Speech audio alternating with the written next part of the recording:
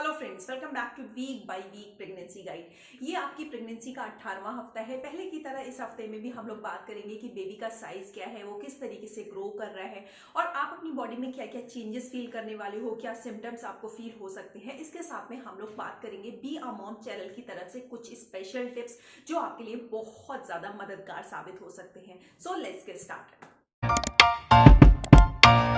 आइए हम सबसे पहले बात कर लेते हैं बेबी के साइज और उसकी ग्रोथ के बारे में, किस तरीके से बेबी ग्रो कर रहा है। अगर साइज की बात करें तो लगभग बेबी एक कैप्सिकम यानी कि शिमला मिर्च के साइज का होगा। लगभग 5 से 6 इंच के बीच में उसका हाइट हो सकती है, हेड टू टो।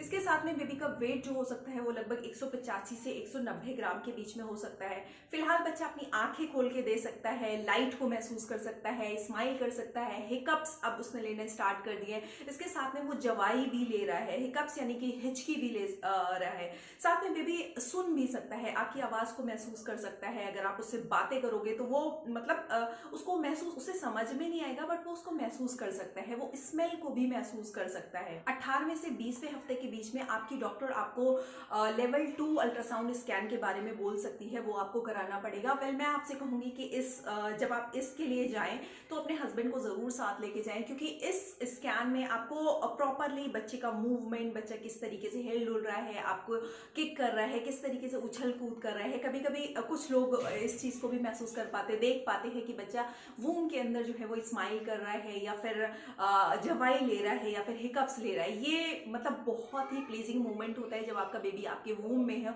और आप इस तरीके की चीजों को अपने साथ महसूस कर पाओ। तो अपने हस्बैंड को जरूर साथ में लेके जाइए।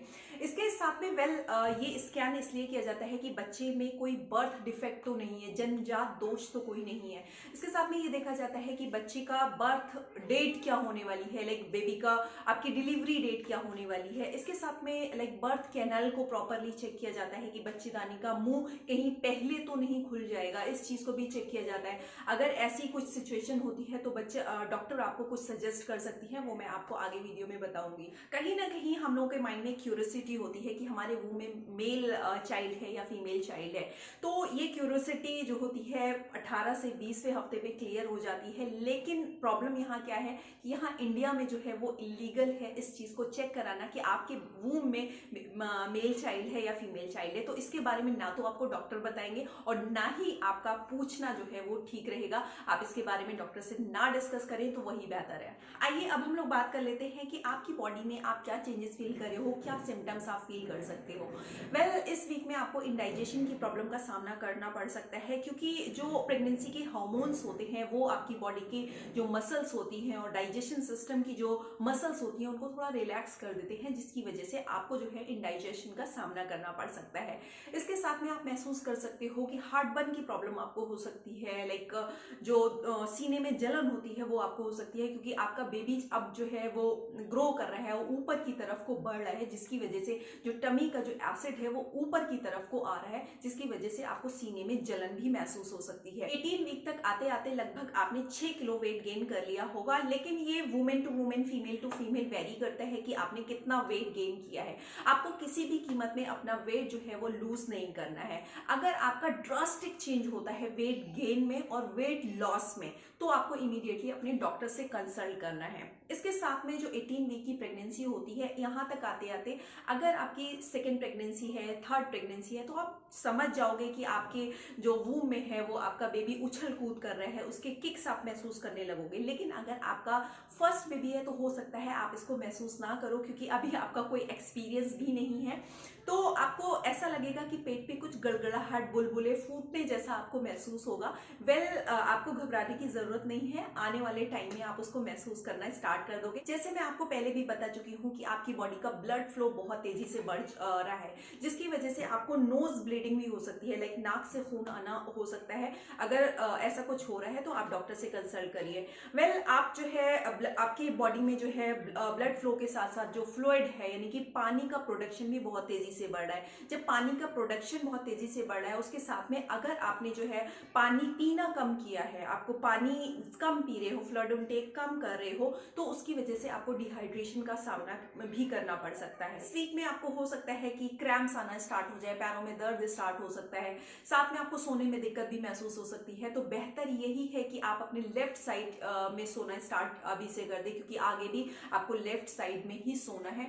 तो आप अभी से स्टार्ट इस चीज को कर सकते हो। इसके साथ में आपको हो सकता है बार बार पी जाना महसूस हो, यानी कि पेशाब के लिए जाना की जरूरत महसूस हो सकती है, क्योंकि आपका बेबी जब ग्रो हो रहा है तो ब्लैडर पे प्रेशर पड़ रहा है, जिसकी वजह से आपको पी जाने के लिए महसूस हो सकता है। नेक्स्ट इज मोस्ट इंपॉर्टेंट, कुछ फीमेल्स में लाइक 50% फीमेल्स में जो होता है इस वीक से ही पैरों में स्वेलिंग आना स्टार्ट हो जाती है। वेल ये ज्यादातर फीमेल्स में नॉर्मल होता है इस तरीके से स्वेलिंग आना, लेकिन अगर स्वेलिंग बहुत ज्यादा तेजी से आ रही है तो ये कोई और इश्यू भी हो सकता है, क्योंकि इसके और भी रीजन हो सकते हैं, लाइक आपका थायराइड लेवल कम होना, जिसकी वजह से भी पैरों पे स्वेलिंग हो सकती है। इसके साथ में अगर आपका ब्लड कम है आपके अंदर, उसके साथ में आपका प्रोटीन इंटेक भी कम है, प्रोटीन भी कम है, तो इससे आपको एनीमिया की शिकायत हो सकती है। अगर आपको पहले से ही हार्ट की प्रॉब्लम है तो ये हार्ट की प्रॉब्लम भी और बढ़ सकती है। किडनी की प्रॉब्लम है तो किडनी की प्रॉब्लम भी और बढ़ सकती है। तो इसीलिए अगर आपको स्वेलिंग बहुत ज्यादा इस तरीके से ड्रास्टिक, बहुत तेजी से बहुत ज्यादा हो रही है,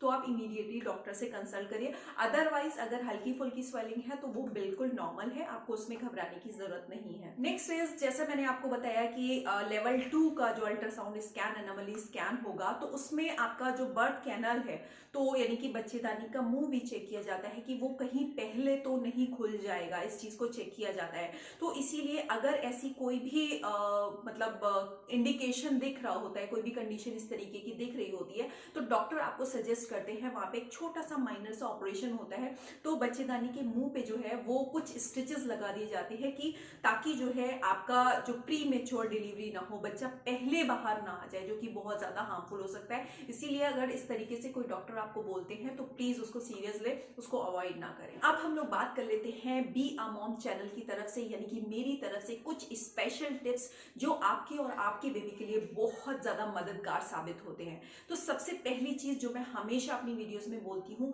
कि आपको हाइड्रेट रहना है, आपको आपके अंदर पानी की कमी नहीं होनी चाहिए। आपको हमेशा लगभग 8 से 10 ग्लास जो है फ्लूइड इनटेक करना है, चाहे वो मिल्क हो गया, चाहे वो जूसेस हो गए, चाहे वो वाटर हो गया।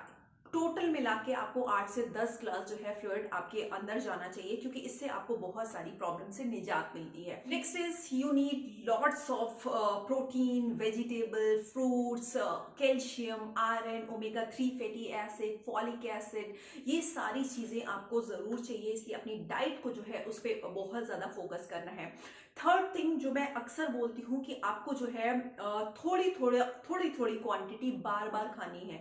आपको हेल्दी चीजें खानी है, बार बार खानी है, थोड़ी थोड़ी क्वांटिटी में खानी है, क्योंकि हो सकता है कि आपको हार्टबर्न की प्रॉब्लम हो, बेबी ऊपर की तरफ आ रहा है तो एसिड बढ़ सकता है। इसको रोकने के लिए, हार्टबर्न को रोकने के लिए, इंडाइजेशन की प्रॉब्लम को रोकने के लिए आपको कम क्वांटिटी में ज्यादा बार खाना है। नेक्स्ट इज, आपको जो है योगा और एक्सरसाइज पे फोकस करना है, लेकिन ध्यान रहिए डॉक्टर से कंसल्ट कर लीजिए। अगर आपके लिए सेफ है तो आपको योगा और एक्सरसाइज पे फोकस जरूर करना है, क्योंकि ये आपके बहुत सारी प्रॉब्लम को दूर करते हैं, साथ साथ नॉर्मल डिलीवरी के लिए काफी हेल्पफुल होते हैं।